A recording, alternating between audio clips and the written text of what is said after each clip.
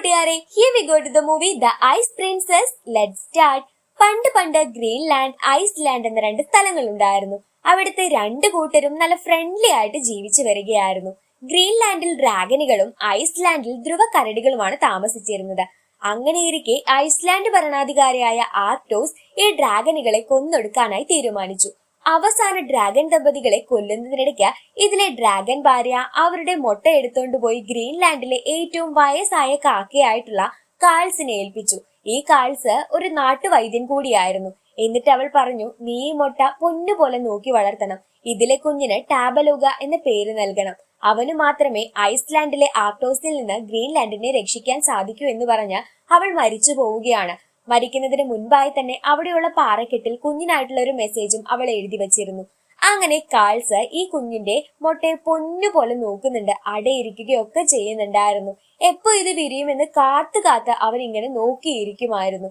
അങ്ങനെ കുറെ ദിവസങ്ങൾക്ക് ശേഷം ഈ കുഞ്ഞിന്റെ നിഴൽ മുട്ടയ്ക്ക് പുറത്തായി വരാൻ തുടങ്ങി. അങ്ങനെ കുറച്ചധികം കഴിയാതെ തന്നെ ഈ കുഞ്ഞ് കൈകാലുകൾ പുറത്തേക്കിടുകയും ചെയ്തു. അങ്ങനെ ആ മുട്ട വിരിഞ്ഞ് പുറത്തേക്ക് വന്നത് നല്ല ക്യൂട്ടായിട്ടുള്ള ഒരു ഡ്രാഗൺ കുഞ്ഞുവാവയായിരുന്നു. അതിനപ്പൊ തന്നെ ടാബലോഗ എന്ന പേര് കാൾസ് വിളിച്ചു. അവന്റെ ജന്മരഹസ്യവും കാൾസ് അപ്പൊ തന്നെ വെളിപ്പെടുത്തിയിരുന്നു. അങ്ങനെ ഇവന്റെ വളർച്ച നോക്കി കാൾസ് സന്തോഷിക്കുമായിരുന്നു. പക്ഷെ ഡ്രാഗൻ ആണെങ്കിലും ടാബലോഗയ്ക്ക് പറക്കാനോ അതുപോലെ തീ തുപ്പാനോ കഴിയുമായിരുന്നില്ല. അതിന്റെ പേരിൽ എല്ലാവരും അവനെ കളിയാക്കുമായിരുന്നു. ഇവന്റെ ഏറ്റവും അടുത്ത സുഹൃത്താണ് ബുള്ളി എന്ന കുഞ്ഞൻ വണ്ട്. അങ്ങനെ ഇവന്റെ കൂടെയാണ് ഏത് സമയവും ടാബലോഗ ഉണ്ടാവുക. ഇവര് ഫ്രീ ടൈമിലെല്ലാം തന്നെ ഇങ്ങനെ തീ തുപ്പാനും പറക്കാനുമായിട്ട് പ്രാക്ടീസ് ചെയ്യുമായിരുന്നു. എന്നാൽ ടാബലോഗയ്ക്കാണെങ്കിൽ ഇതിനുള്ള കഴിവുണ്ടായിരുന്നില്ല. അവനൊരു ഡ്രാഗനെ അല്ല എന്നാണ് അവൻ ചിന്തിച്ചിരുന്നത്. ഇവന്റെ ഈ ഒരു കാര്യം അവന്റെ വളർത്തച്ഛനായ കാൾസിനോട് പറയുമ്പോൾ കാൾസ് ആണെങ്കിൽ നാട്ടുവൈദ്യനാണല്ലോ, നീ അതൊന്നും ആലോചിക്കാതെ പച്ചില പറിച്ചോണ്ട് വരൂ എന്ന് പറയും. പക്ഷെ പച്ചില പറിക്കാൻ പോകുമ്പോൾ ഈ കാട്ടിലെ മൃഗങ്ങളെല്ലാം തന്നെ ടാബലോഗയെ കളിയാക്കും. നീ ഒരു ഡ്രാഗനാണെന്ന് പറഞ്ഞിട്ട് എന്താ കാര്യം? നിനക്ക് തീത്തുപ്പാനോ പറക്കാനോ കഴിയില്ല. നീ ഇങ്ങനെ നദിയിൽ പോയി തലകുത്തി നിന്ന് നോക്കി, അപ്പൊ നിനക്ക് പറക്കാൻ പറ്റുമെന്നൊക്കെ ഈ മൃഗങ്ങൾ പറയുകയാണ്. അത് കേട്ട് ടാബലോഗ അങ്ങനെ ശ്രമിച്ചാൽ ചിലപ്പോ പറ്റുമായിരിക്കും എന്ന് കരുതി അതെല്ലാം ചെയ്യും. പക്ഷേ അവൻ അങ്ങനെ ചെയ്ത് അവന് പണി കിട്ടുമ്പോൾ എല്ലാവരും ചിരിക്കുമ്പോഴാണ് മൃഗങ്ങൾ തന്നെ കളിയാക്കിയതാണെന്ന് ടാബലോഗയ്ക്ക് മനസ്സിലാവുക. ഇതൊരു സ്ഥിരം കാഴ്ച തന്നെയാണ്. ഇക്കാര്യം വന്നിട്ട് അവൻ കാൾസിനോട് പറയും. പക്ഷെ കാൾസ് ആണെങ്കിൽ സമയമാവുമ്പോൾ എല്ലാ കാര്യങ്ങളും നടക്കൂ എന്ന് പറഞ്ഞ് അവനെ ആശ്വസിപ്പിക്കാറാണ് പതിവ്. അങ്ങനെ പിന്നെയും കാൾസ് അവനോട്, നീ വിഷമിക്കാതെടാ മോനെ, അവർക്ക് അങ്ങനെ പലതും ചെയ്യാനായിട്ട് പറ്റും. പക്ഷെ നീയാണ് ഏറ്റവും അവസാനത്തെ ഡ്രാഗൺ, അത് നിനക്ക് ഓർമ്മ വേണം. സമയമാവുമ്പോ നിന്റെ അടുത്തേക്ക് എല്ലാ കാര്യങ്ങളും വരുമെന്നും പറഞ്ഞ് പിന്നെയും പച്ചില പറിക്കാനായിട്ട് കാൾസ് ടാബലോഗയെ വിടുകയാണ്. അങ്ങനെ ഇവര് പോയ ഈ ഒരു സ്ഥലം ഉണ്ടല്ലോ, അവര് പോയിക്കൊണ്ടിരിക്കുന്ന സ്ഥലം എന്ന് പറയാം. ഇവന്റെ അമ്മ മരിച്ചു പോയിട്ടുള്ള ആ പാറയുടെ അടുത്തേക്കാണ് കാൾസ് ഇപ്പൊ ഇവനെ വിട്ടിട്ടുള്ളത്. പോകുന്ന വഴിക്ക് ഒരു ഗംഭീര പാട്ടൊക്കെ ഉണ്ട് കേട്ടോ. ഈ പാട്ടിൽ പറയുന്നത് മറ്റൊന്നുമല്ല, പുള്ളി ടാബലോഗയെ ഇങ്ങനെ മോട്ടിവേറ്റ് ചെയ്തുകൊണ്ടിരിക്കുകയാണ്. അക്കാര്യങ്ങളൊക്കെയാണ് പറയുന്നത്. ആ പാറയുടെ അടുത്തെത്തിയപ്പോ കുറച്ചു ഭാഗം ക്ലാവ് പിടിച്ച് പോയിരുന്നെങ്കിലും അമ്മയുടെ മെസ്സേജിൽ ടാബലോഗ ഫയർ ഐസ്ലാൻഡ് എന്ന് മാത്രം ഇവൻ കാണുകയാണ്. ആ മെസ്സേജ് തെറ്റിദ്ധരിച്ചു പോയ നമ്മുടെ ടാബലോഗ ഐസ്ലാൻഡിൽ പോയി കഴിഞ്ഞാൽ ഇവന് ഫയർ കിട്ടുമെന്ന് വിചാരിക്കുകയും അവിടേക്ക് പോവാനായി തീരുമാനിക്കുകയും ചെയ്യുന്നു. ഇവൻ എവിടെ പോകുമ്പോഴും കുട്ടാ പൊട്ടാ ബന്ധം പോലെ നമ്മുടെ ബുള്ളിയും കൂടെ ഉണ്ടായിരിക്കും. അങ്ങനെ കാൾസിനോട് പോലും ഒന്നും പറയാതെ നമ്മുടെ ടാബലോഗയും ബുള്ളിയും കൂടിയിട്ട് ഐസ്ലാൻഡിലേക്ക് പോവുകയാണ്. ഗ്രീൻലാൻഡിനെയും ഐസ്ലാൻഡിനെയും വേർതിരിക്കുന്നതായിട്ട് ഒരു കാർമേഘ കൂട്ടമൊക്കെ ഉണ്ടായിരുന്നു. അങ്ങനെ ഐസ്ലാൻഡിലേക്ക് ഇവരെത്തി. ഐസ്ലാൻഡിലെ ആൾക്കാർക്ക് ഗ്രീൻലാൻഡുകാരെയും ഗ്രീൻലാൻഡിലെ ആൾക്കാർക്ക് ഐസ്ലാൻഡുകാരെയും വളരെയധികം പേടിയാണ്. അതെല്ലാം ഒരു തെറ്റിദ്ധാരണയുടെ പുറത്താണ് കേട്ടോ. ഇവിടെയുള്ള ധ്രുവക്കരടികളുടെ ആർമിയെ കണ്ട് ഇവര് രണ്ടുപേരും പേടിച്ച് ഒളിച്ചിരിക്കുകയാണ്. അങ്ങനെ ഇവര് ഇരിക്കുന്ന സമയത്താണ് നല്ല മനോഹരമായ ഒരു പാട്ട് കേൾക്കുന്നത്. അവരങ്ങനെ താഴോട്ട് നോക്കിയപ്പോ നല്ല സുന്ദരിയായ ഒരു പെൺകുട്ടിയായിരുന്നു ആ പാട്ട് പാടിക്കൊണ്ടിരുന്നത്. അവളെ കാണാനായിട്ട് ഐസ് ദേവത പോലെ ഉണ്ടായിരുന്നു. അവളെ കണ്ടപ്പോ തന്നെ ടാബലോഗയ്ക്ക് ഒരുപാട് ഇഷ്ടമായി.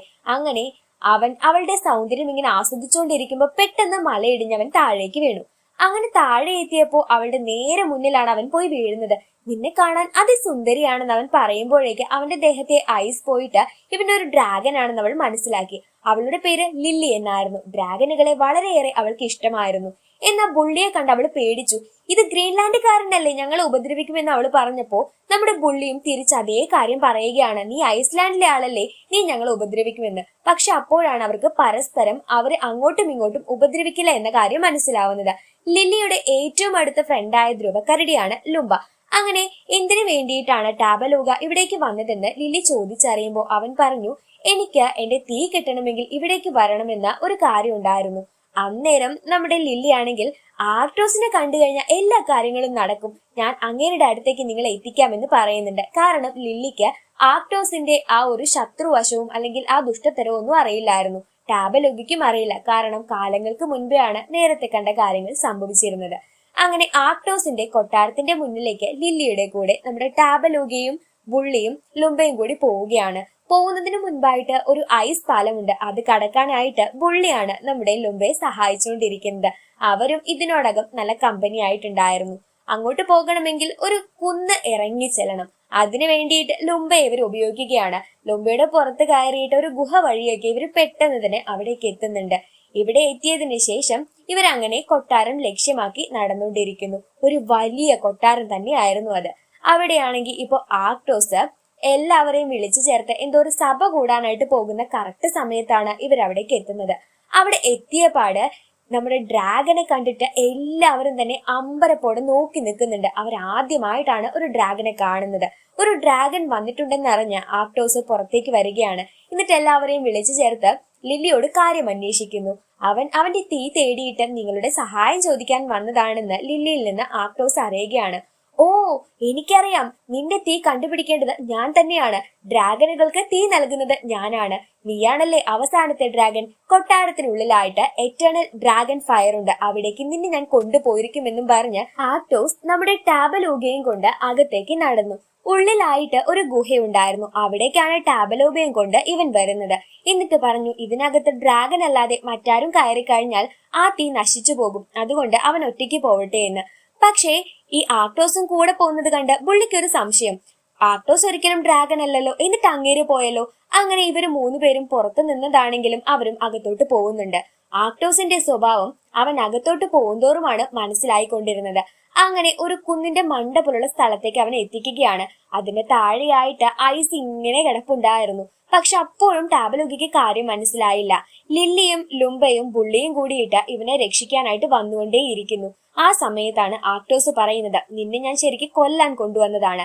നീയാണ് അവസാനത്തെ ഡ്രാഗൻ. ശരിക്കും നിന്നെ പിടിക്കാനായിട്ട് ഞാൻ നിർമ്മിച്ച ഒരു ഉപകരണം മാത്രമാണ് ലില്ലി. അപ്പോഴാണ് ലില്ലിക്ക് ആർട്ടോസ് തന്നെ ഉപയോഗിക്കുകയാണെന്നും ടാബലൂഗ ഇപ്പോ ഒരു പ്രശ്നത്തിലാണെന്നും മനസ്സിലായത്. അങ്ങനെ ലുംബയോട് ആർട്ടോസിന്റെ ശ്രദ്ധ തിരിക്കാനായിട്ട് ലില്ലി പറയുകയും അവൾ ടാബലൂഗയെ പിടിക്കാനായി പോവുകയും ചെയ്യുന്നുണ്ട്. അതിനിടയ്ക്ക് ആർട്ടോസ് ആണെങ്കിൽ ടാബലൂഗയെ ഫ്രീസ് ചെയ്ത് നിർത്തിയിരുന്നു. അപ്പോഴാണ് ലുംബ വന്നിട്ട് മറിയേ രമ്മേരാട്ടുംകുട്ടി മണിയന്റെ അമ്മട സോപ്പും പെട്ടി എന്നും പറഞ്ഞ് പാട്ടും പാടി നമ്മുടെ ആർട്ടോസിന്റെ ശ്രദ്ധ തിരിച്ചത്. നിന്റെ ഒരു ആട്ടുംകുട്ടിയും സോപ്പും പെട്ടി, ഞാൻ ഇപ്പൊ വരാടാ എന്നും പറഞ്ഞ് ഇവിടെ നിന്ന് ആർട്ടോസ് പോയൊരു സമയത്ത് ലില്ലി അവിടേക്ക് വന്ന ടാബലൂഗയെ തൊട്ടതും അവൻ ഫ്രീസ് ആയിരിക്കുന്നത് ആ ഐസ് എല്ലാം മുരുകി അവൻ പഴയ പോലായി. എന്നിട്ട് അവൾ അവനോട് സോറി പറയുന്നു. ആ സമയത്ത് ലുംബയും ബുള്ളിയും ആർട്ടോസും കൂടി തിരിച്ചു വരികയും ഇവരെ കാണുകയും ചെയ്യുകയാണ്. അങ്ങനെ ടാബലൂഗയും കൊണ്ട് ഈ കുന്നിൽ നിന്ന് മറ്റൊരു കുന്നിലേക്ക് നമ്മുടെ ലില്ലി ചാടുന്നുണ്ട്. ലുംബ ഒഴികെ ബാക്കി 3 പേരും അവിടെ നിന്ന് ഓടി രക്ഷപ്പെടുമ്പോൾ ആർട്ടോസ് ഇവരുടെ കൂടെ തന്നെ വരുന്നുണ്ടായിരുന്നു. ഇന്ന് നമ്മുടെ ടാബലൂഗയ്ക്കാണെങ്കിൽ പറക്കാൻ അറിയില്ല, മുന്നിലാണെങ്കിൽ കടലാണ് ഉണ്ടായിരുന്നത്. അങ്ങനെ നമ്മുടെ ലില്ലി പറഞ്ഞതനുസരിച്ച് ടാബലൂഗ പറക്കാനായി ശ്രമിച്ചു. നീ ഒരു ഡ്രാഗനാണ്, നീ ചെയ്യേണ്ടതാണ് പറക്കൽ എന്നത്. അതുകൊണ്ട് അവളുടെ മോട്ടിവേഷൻ കാരണം നമ്മുടെ ടാബലൂഗ പറന്നു. ലുംബ താഴെ നല്ല സേഫ് ആയിട്ട് എത്തിയിട്ടുണ്ടായിരുന്നു. നിങ്ങൾ പോയി വാ എന്ന് അത് പറഞ്ഞു. ആർട്ടോസ് ഇവരുടെ പിന്നാലെ ഉണ്ടായിരുന്നു. അങ്ങനെ ടാബലൂഗ നല്ല ഫാസ്റ്റ് ആയി പറന്ന് ആ കാർമേഘത്തിന്റെ ഇടയിലൂടെ എല്ലാം പറന്നു പോവുകയാണ്. നമ്മുടെ ലില്ലിയെ കൊണ്ട് ഇവൻ പോയിക്കൊണ്ടിരിക്കുന്നത് ഗ്രീൻലാൻഡിലേക്കായിരുന്നു. ഗ്രീൻലാൻഡിലെത്തിയ ഇവർക്ക് ആശ്വാസമായി. ഇവിടേക്ക് ആർട്ടോസ് വരില്ലല്ലോ. ഹാവു, എന്ത് ഭംഗിയുള്ള സ്ഥലം എന്ന് ലില്ലി പറയുന്നുണ്ട്. ആർട്ടോസിൽ നിന്ന് രക്ഷപ്പെട്ടപ്പോൾ തന്നെ സമാധാനം. അപ്പോഴായിരുന്നു ആർട്ടോസ് ഇവിടേക്ക് കൂടി വരുന്നത് കണ്ടത്. പക്ഷെ ആർട്ടോസ് വന്ന ഉടനെ തന്നെ അത് ഉരുകി ഒലിക്കാൻ ആരംഭിച്ചു. ഇവിടെ നല്ല ചൂടാണല്ലോ, അതുകൊണ്ട് അത് തിരിച്ചു പോവുകയും ചെയ്തു. ഇപ്പോഴാണ് സമാധാനമായതെന്നും പറഞ്ഞ് ലില്ലി ടാബലൂഗയുടെ പുറത്തു കയറി. ടാബലൂഗ അവളെ വീട്ടിലേക്ക് കൊണ്ടുപോയിക്കൊണ്ടിരിക്കുകയാണ്. എന്നാൽ ടാബലൂഗ പറക്കുന്നത് കണ്ട മൃഗങ്ങളെല്ലാവരും അന്തം വിട്ടുപോയി. കാരണം ഇവിടെ നിന്ന് പോകുന്നത് വരെ അവന് പറക്കാൻ കഴിയില്ലായിരുന്നു. കാൾസിന്റെ അടുത്തെത്തി ടാബലൂഗ ലില്ലിയെ എല്ലാവർക്കുമായി പരിചയപ്പെടുത്തി കൊടുക്കുകയാണ്. നമ്മൾ വിചാരിച്ച പോലെ ഒന്നുമല്ല, ഐസ്ലാൻഡുകാര് പാവങ്ങളാണ്, എല്ലാം ആക്ടോസിന്റെ പണിയായിരുന്നു, നമ്മൾ എങ്ങനെ വിശ്വസിപ്പിച്ചതെന്നൊക്കെ അവർ പറയുന്നു. ഈ സമയത്ത് ആക്ടോസ് ആണെങ്കിൽ അവിടെ ഒരു പ്ലാൻ ഉണ്ടാക്കിയിരിക്കുകയാണ്. എങ്ങനെയാണ് ലില്ലിയെ തിരിച്ചെത്തിക്കുക? ടാബലൂഗയെ കൊന്നുകളാൻ എന്താണ് വഴി? അതെ, ടാബലൂഗ ലില്ലിയെ പിടിച്ചോണ്ട് പോയതാണെന്ന് ഇവിടുത്തെ ആൾക്കാരെ വിശ്വസിപ്പിക്കണം. എന്നിട്ട് ഐസ്ലാൻഡും ഗ്രീൻലാൻഡും തമ്മിൽ ഒരു യുദ്ധം ഉണ്ടാക്കണമെന്ന്. എന്നാൽ അതൊന്നും അറിയാതെ നമ്മുടെ ലില്ലിയും ടാബലൂഗയും ആണെങ്കിൽ ഇപ്പൊ നല്ല ഫ്രണ്ട്സ് ആയിട്ട് ഈ ഗ്രീൻലാൻഡ് മുഴുവനായിട്ട് ചുറ്റി കണ്ടുകൊണ്ടിരിക്കുകയാണ്. ഇവർ പരസ്പരം കൂട്ടായിരിക്കുന്ന സമയത്ത് ഇവരുടെ രണ്ടുപേരുടെ ഇടയിലും ഒരു മാജിക് വർക്ക്ഔട്ട് ആവുന്നുണ്ട്. അതെന്തുകൊണ്ടാണെന്ന് അവർക്ക് അറിയില്ലെങ്കിലും അവർ ഒന്നിച്ചിരിക്കുമ്പോൾ അവർ ഭയങ്കര ഹാപ്പി ആണെന്ന് അവർക്കും അറിയുന്നുണ്ടായിരുന്നു. അങ്ങനെ ലില്ലി നല്ല സന്തോഷവതിയായിട്ട് ടാബലൂഗയുടെ കൂടെ ഇവിടെ ഇങ്ങനെ ഫുൾ അടിച്ച് പൊളിച്ച് നടന്നുകൊണ്ടിരിക്കുന്നുണ്ട്. ഈ ഒരു സമയത്ത് പാട്ടുണ്ട് കേട്ടോ. ഈ ഒരു സിനിമയിൽ നമ്മുടെ ഹാപ്പി സീൻസ് ഒക്കെ വരുമ്പോഴും മോട്ടിവേഷൻ സീൻസ് ഒക്കെ വരുമ്പോഴും പാട്ടുണ്ട്. പക്ഷെ ആ പാട്ട് ഇങ്ങനെ കേട്ടിരിക്കാനൊക്കെ നല്ല അടിപൊളിയാണ് കേട്ടോ. അപ്പോൾ അങ്ങനെ ഒരു പാട്ട് സീനൊക്കെ കഴിഞ്ഞു. ഈ ഒരു സമയത്ത് ഇവിടെ ആക്ടോസ് ആണെങ്കിൽ ജനങ്ങളെ എല്ലാവരെയും വിളിച്ചു ചേർത്ത് ലില്ലിയെ ടാബലൂഗ തട്ടിക്കൊണ്ടുപോയി എന്ന് പറയുമ്പോൾ ലുംബയും അവിടെ ഉണ്ടല്ലോ. ലുംബയ്ക്ക് സത്യമെല്ലാം അറിയാമായിരുന്നു. ഇവിടുത്തെ ആളുകളുടെ മനസ്സിൽ ടാബലൂഗയോടും ഗ്രീൻലാൻഡുകാരോടും പിന്നെയും ഇത് ദേഷ്യം കയറ്റുകയാണ്. ഈ സമയത്ത് ലുംബ ഇവിടേക്ക് ഇക്കാര്യം പറയാനായിട്ട് ഓടി വരികയും ലില്ലിയെ കാണുകയും ചെയ്യുന്നു. അങ്ങനെ ലുംബയിൽ നിന്ന് ആക്ടോസ് അവിടെ ഒപ്പിച്ചു വെച്ച പണിയൊക്കെ ഇവർക്ക് മനസ്സിലാവുകയാണ്. ഇത് കേട്ട ഉടനെ ലില്ലി പറഞ്ഞു, ഞാൻ അവിടേക്ക് പോയിട്ട് അവിടുത്തെ ആൾക്കാരോട് പറഞ്ഞു കഴിഞ്ഞാൽ അവർക്ക് കാര്യം മനസ്സിലാവും, ഐസ്ലാൻഡുകാര് പാവമാണെന്ന്. എന്നാൽ ടാബലൂഗ അത് സമ്മതിക്കുന്നുണ്ടായിരുന്നില്ല. അപ്പോഴാണ് കാൽസ് പറയുന്നത്, നിനക്ക് നിന്റെ തീ ഇല്ലാതെ ഒന്നും ചെയ്യാനായി സാധിക്കില്ല. നിനക്ക് നിന്റെ തീ കണ്ടെത്തണമെങ്കിൽ ചതുപ്പ് നിലത്തിലെ മെസഹയെ പോയി കാണണമെന്ന്. എന്നാൽ ടാബലൂഗയുടെ കൂടെ പോവാനായിട്ട് ലില്ലി തയ്യാറായില്ല. അങ്ങനെ ടാബലൂഗ ദേഷ്യം പിടിച്ച് ഒറ്റയ്ക്ക് മെസഹയെ കാണാനായിട്ട് പോവുകയാണ്. അതിനൊരു കാരണമുണ്ടായിരുന്നു. ടാബലൂഗ പോയിട്ട് വേണമായിരുന്നു ലില്ലിക്ക് തിരിച്ച് ഐസ്ലാൻഡിലേക്ക് പോയിട്ട് അവിടുത്തെ ആൾക്കാരെ കാര്യങ്ങൾ പറഞ്ഞ് മനസ്സിലാക്കാനായിട്ട്. ടാബലൂഗ പോയപ്പോൾ ലില്ലി നമ്മുടെ ലുംബയും കൂട്ടിക്കൊണ്ട് ഇപ്പൊ വന്നിരിക്കുകയാണ്. എങ്ങോട്ട് പോകാനായിട്ട്? ഐസ്ലാൻഡിലേക്ക് പോവാനായിട്ട്. ഈ സമയത്ത് ടാബലൂഗ ചതുപ്പ് നിലത്തേക്ക് എത്തിയിട്ട് മെസഹ എന്ന് വിളിച്ചുകൊണ്ടിരിക്കുന്നു. ലില്ലി ആണെങ്കിൽ ഇപ്പൊ ഐസ്ലാൻഡിലേക്ക് പോയിക്കൊണ്ടിരിക്കുന്നു. അവർക്ക് പരസ്പരം നന്നായിട്ട് മിസ് ചെയ്യുന്നൊക്കെ ഉണ്ടായിരുന്നു. കുറച്ചു ദിവസമേ അടുത്തുണ്ടായിരുന്നുള്ളെങ്കിലും ഭയങ്കരമായിട്ട് മിസ് ചെയ്യുന്നുണ്ടായിരുന്നു. മെസഹയെ കണ്ട് ടാബലൂഗ അങ്ങനെ അവന്റെ കാര്യം പറയുന്നുണ്ട്. അന്നേരം മെസഹ ചോദിക്കുകയാണ്, നീ എല്ലായിടത്തും തീ തിരഞ്ഞിട്ടുണ്ടായിരിക്കും, പക്ഷെ എന്റെ അടുത്ത് വന്ന് തിരഞ്ഞോ എന്ന്. നീ പറഞ്ഞതൊക്കെ ശരിയാണ്. ഐസ്ലാൻഡിൽ നിനക്കുള്ള തീയുണ്ട്, നിന്റെ വീട്ടിലുണ്ട്, ദേ ഇപ്പൊ ഇവിടെയുമുണ്ട്. ശരിക്ക് ആ തീ ഇരിക്കുന്നത് നീ ഉള്ള സ്ഥലത്താണ്, അതായത് ആ തീ നിന്റെ ഹൃദയത്തിലാണുള്ളതെന്ന് മെസഹ പറയുന്നത് കേട്ടപ്പോൾ ടാബലൂഗയാണെങ്കിൽ ഇല്ല, എന്റെ ഉള്ളിൽ ആ തീ ഇല്ല എന്ന് പറയുന്നു. അത് നിനക്ക് ആവശ്യം വരുമ്പോൾ മനസ്സിലാകുമെന്ന് മെസഹ പറയുകയും അവിടെ നിന്ന് പോവുകയും ചെയ്യുന്നു. ഇവിടെ വന്നതേ സമയം വേസ്റ്റ് ആയി എന്ന് ടാബലൂഗ വിചാരിക്കുകയാണ്. ഈ സമയത്ത് ലില്ലി ആണെങ്കിൽ ലുംബയുടെ പുറത്ത് കയറിയിട്ട് ബോർഡറിൽ എത്തിയപ്പോഴാണ് ഐസ്ലാൻഡിലെ ആർമി ഇവിടേക്ക് വന്നിരിക്കുന്നു. എന്നിട്ട് ഈ ഗ്രീൻലാൻഡ് മുഴുവനായിട്ട് മഞ്ഞ് എടുക്കാനായിട്ടാണ് അവർ ശ്രമിച്ചുകൊണ്ടിരിക്കുന്നത്. കാരണം ഇവിടേക്ക് ആക്ടോസിന് വരാനായിട്ട്. എന്നാൽ ഇവരെ എന്തായാലും മറികടന്ന് പോയിട്ട് ഐസ്ലാൻഡിലെ ആൾക്കാരോട് കാര്യം പറഞ്ഞാലേ അവര് വിശ്വസിക്കുകയുള്ളൂ എന്ന് ലില്ലിക്ക് അറിയാം. കാരണം ഇത് നമ്മുടെ ആക്ടോസിന്റെ ആർമിയാണ്. ആർമിക്കാർ എപ്പോഴും ആക്ടോസിനോട് കൂറുള്ളവരായിരിക്കും. അങ്ങനെ നമ്മുടെ ലില്ലിയും ലുംബയും കൂടി ഒരു പ്ലാൻ ഉണ്ടാക്കി. എന്നിട്ട് ലുംബ ഇവളെ എങ്ങനെ പിടിച്ചു കെട്ടിയ പോലെ വിചാരിക്കുകയാണ്. ഈ സമയത്ത് ടാബലൂഗ കാൾസിനോട് വന്ന് മെസഹയൊക്കെ വെറുതെ പറയുന്നതാ, എന്റെ ഉള്ളിൽ തീയൊന്നുമില്ല എന്ന് പറയുന്നു. അപ്പോഴാണ് ലില്ലി ഇവിടെ നിന്ന് പോയത് അവൻ അറിയുന്നത്. അപ്പോഴായിരുന്നു അവൾ എന്തുകൊണ്ടാണ് അവനോട് അങ്ങനെ പെരുമാറിയതെന്നും അവന് മനസ്സിലാവുന്നത്. അങ്ങനെ ലില്ലിയെ രക്ഷിക്കാനായിട്ട് നമ്മുടെ ടാബലൂഗ ഇപ്പൊ ഐസ്ലാൻഡിലേക്ക് പോകാനായിട്ട് വിചാരിക്കുകയാണ്. കാൾസ് പറയുന്നുണ്ട്, നീ പോയാൽ നിന്റെ വഴിയിൽ നിനക്ക് ആ തീ കിട്ടും, നീ ആരാണെന്ന് നിനക്ക് മനസ്സിലാകാനായിട്ടുള്ള യാത്രയായിരിക്കും ഇതെന്ന്. അങ്ങനെ എല്ലാവരോടും യാത്ര ചോദിച്ച് നമ്മുടെ ടാബലൂഗയും കൂടെ ബുള്ളിയും ഉണ്ട് കേട്ടോ. എന്ത് ഉപ്പില്ലാത്ത എന്ത് കഞ്ഞിയല്ലേ, അതുപോലെ പോവുകയാണ്. ഈ സമയത്ത് കാൾസിന് അവന്റെ ജനനം ഓർമ്മ വരുന്നുണ്ടായിരുന്നു. ടാബലൂഗ ബുള്ളിയും കൊണ്ട് പോയിക്കൊണ്ടിരിക്കുകയാണ്. അങ്ങനെ പോകുന്നതിനിടയ്ക്കാണ് അമ്മ മരിച്ചുപോയ ആ പാറയുടെ അടുത്ത് നിന്ന് അവൻ ആ ഫുൾ മെസ്സേജ് വായിക്കുന്നത്. ബിവെയർ ഓഫ് ഐസ്ലാൻഡ് എന്നായിരുന്നു അവിടെ ഉണ്ടായിരുന്നത്. ലില്ലിയെ ഇപ്പൊ ആക്ടോസ് പിടിച്ച് കെട്ടിയിട്ടിരിക്കുവാണ്. ഇപ്പൊ ഐസ്ലാൻഡിലേക്ക് ടാബലൂഗ എത്തിയിട്ടുണ്ട്. ലില്ലിയെ പിടിച്ചു കെട്ടിയ ആക്ടോസ് അവളോട് പറയുന്നത്, നീ എന്നെ ചതിക്കാമെന്ന് ഒരിക്കലും വിചാരിക്കണ്ട, നിന്നെ ഉണ്ടാക്കിയത് ഞാനാണ്, അതുകൊണ്ട് നീ ഞാൻ പറയുന്നത് പോലെ പ്രവർത്തിക്കുമെന്നും പറഞ്ഞ് ഒരു സ്ഥലത്ത് അവളെ പിടിച്ച് കെട്ടിയിട്ടിരിക്കുകയാണ്. എന്നാൽ ടാബലൂഗ വന്ന് രക്ഷിക്കുമെന്ന് അവൾക്ക് നല്ല വിശ്വാസമുണ്ടായിരുന്നു. ഈ സമയത്ത് ടാബലൂഗയും ബുള്ളിയും കൂടി ഈ കൊട്ടാരത്തിലേക്ക് കടന്ന് ലില്ലിയെ അന്വേഷിച്ച് നടക്കുകയാണ്. പേരെടുത്ത് വിളിച്ച് അന്വേഷിക്കുമ്പോൾ ഇടയ്ക്ക് വെച്ച് അവളുടെ ശബ്ദം കേട്ട് നമ്മുടെ ടാബലൂഗ ആ ദിശയിലേക്ക് പോയി നോക്കുമ്പോൾ അവിടെ നമ്മുടെ ലില്ലിയെ കെട്ടിയിട്ടിട്ടുണ്ടായിരുന്നു.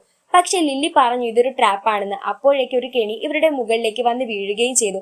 ആ കൊച്ചെറുക്ക, നീ ഇങ്ങോട്ട് എത്തിയോ? നിനക്ക് തീ പോലും നിന്റെ കയ്യിലില്ല, പിന്നെ നീ എന്നെ എങ്ങനെ തോൽപ്പിക്കാനാണെന്ന് ആക്ടോസ് ചോദിച്ചപ്പോ അതൊക്കെ എനിക്ക് സാധിക്കുമെന്ന് പറയുന്നു അവൻ.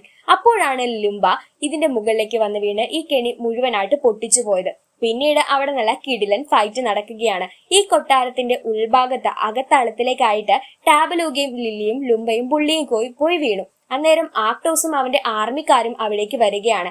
ആക്ടോസ് കൊടുങ്കാറ്റ് പോലെ വന്നിട്ട് ഇവരെ പിടിക്കാനായി നോക്കിക്കൊണ്ടിരിക്കുന്നു.